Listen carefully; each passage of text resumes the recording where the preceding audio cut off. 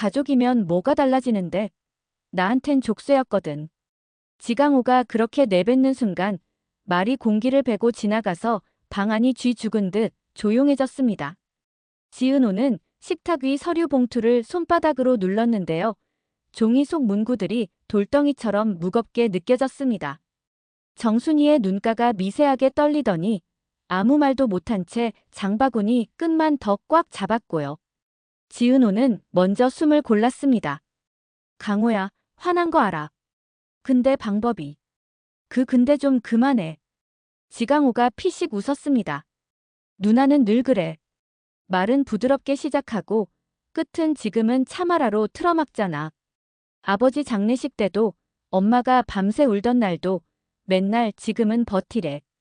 근데 그 지금이 언제 끝나는데?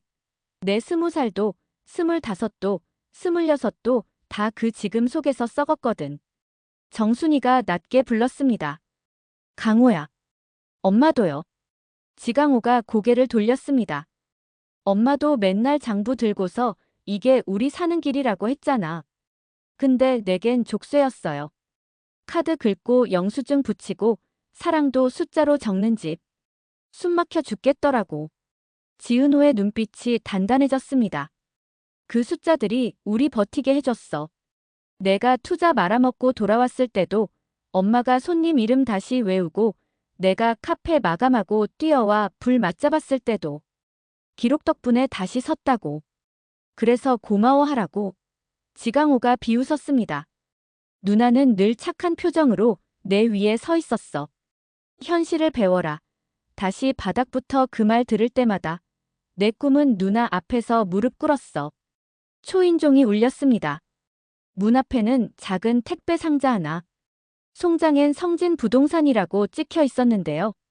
지은호가 상자를 열자 권리 양도 의향서, 상담 일정표, 예약금 수령 확인 문서가 들어 있었습니다. 강호야, 이거 내가 받았지. 응.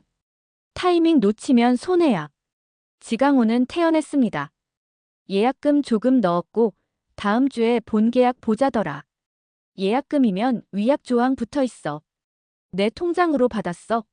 지은호가 다그치자 지강호가 휴대폰을 내밀었습니다. 화면엔 송금 내역이 떠 있었고 송금자 항목에 낯익은 이름이 박혔습니다. 박성재. 지은호의 호흡이 한 박자 멈췄습니다. 성재? 이게 왜 박성재 씨야? 강호야, 너 성재 씨랑 무슨 얘기를 했는데? 약속 같은 건 없어. 지강호는 어깨를 으쓱했습니다. 동네 부동산 사장이 투자자 붙여준다고 하더니 송금자 이름이 그 사람이더라. 세상 좁더라니까. 누나도 아는 얼굴이고 돈도 있고. 잘 된 거 아냐?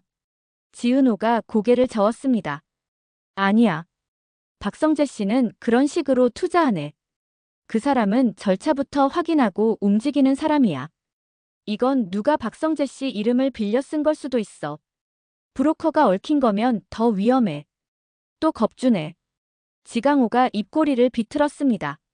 누나는 평생 안 된다. 위험하다만 말하잖아. 근데 봐, 돈 들어왔고 계약 굴러가. 이번엔 내가 잡을 거야. 정순이가 그 말을 듣다가 주저앉듯 의자에 앉았습니다. 강호야, 내 아버지 떠나고 내가 식당 붙잡은 이유가 뭐였는지 알지? 너한테 기술이라도 남기려고 그랬어. 손님 이름 외우는 법, 불 조절하는 감, 내가 그걸 배우길 바랐어. 창피했지. 지강호는 단칼에 잘랐습니다. 엄마가 손님한테 허리 굽히는 거 매일 보면서 잘하는 게 자랑이었겠어. 누나는 그걸 품이라고 포장하겠지만 내 눈엔 가난의 냄새였어. 손에 밴 양파 냄새까지. 말이 너무 날카로워서 공기가 순식간에 얼었습니다. 지은호가 이를 악물고 말했습니다. 강호야, 내 말이 상처가 아니라 판단이 되려면 내가 한 일에 책임부터 져. 예약금, 당장 돌려놔. 돌려달라면 누가 돌려줘? 지강호가 코웃음을 쳤습니다. 계약이 그렇게 쉬우면 누가 망하냐? 누나는 계산만 하다 평생 기회 놓치고 살겠지. 난 달라. 이번엔 크게 갈 거야. 그 크게가 내 목줄일 수도 있어. 지은호가 한 글자씩 눌렀습니다. 그리고 그 돈 성재 씨도 모를 가능성 커. 이름만 찍힌 거면 나중에 더 큰 화가 돼.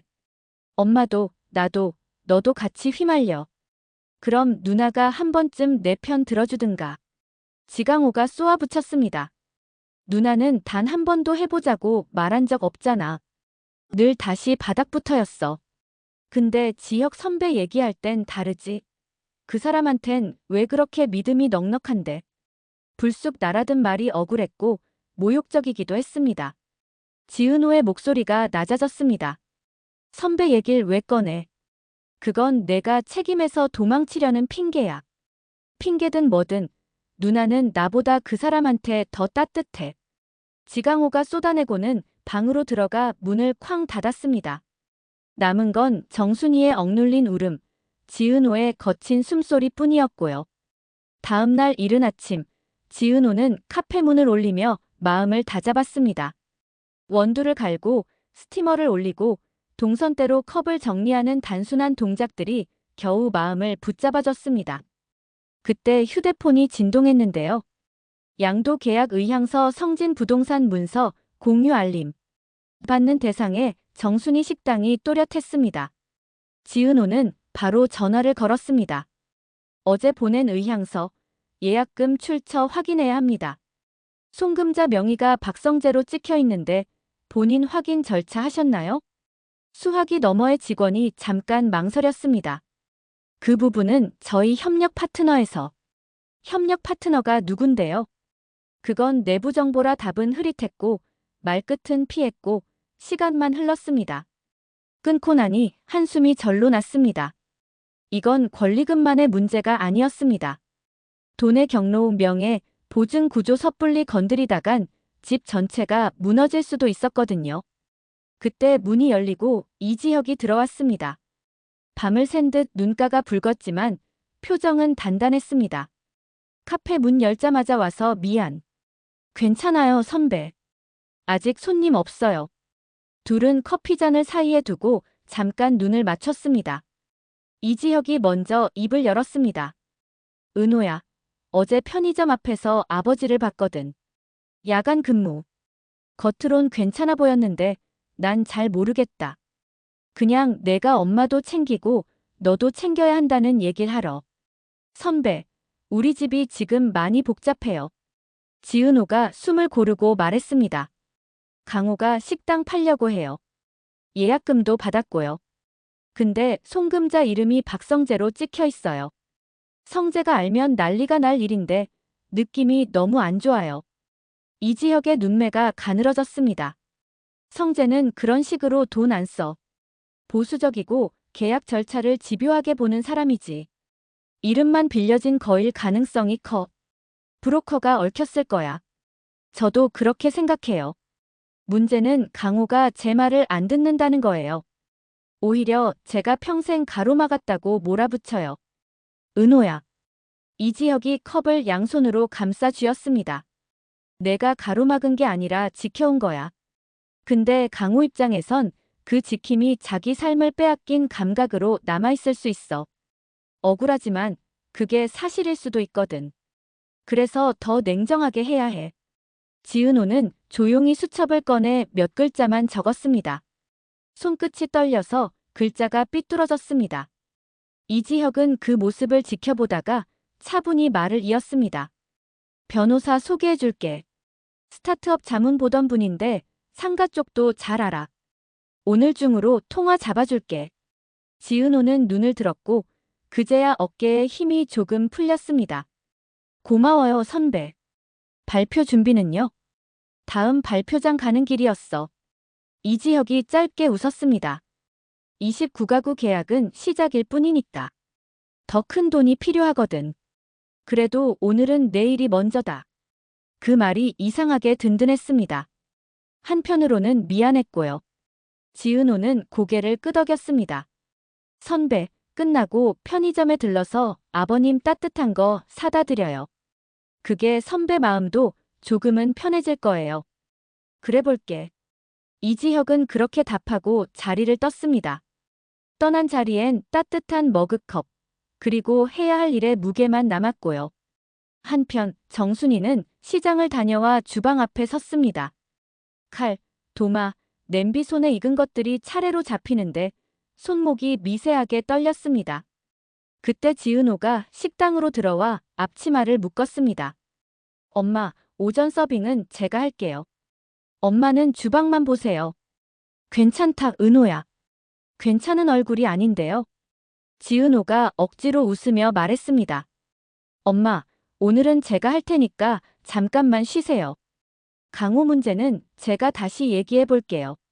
정순이는 대답 대신 눈을 감고 고개만 끄덕였습니다.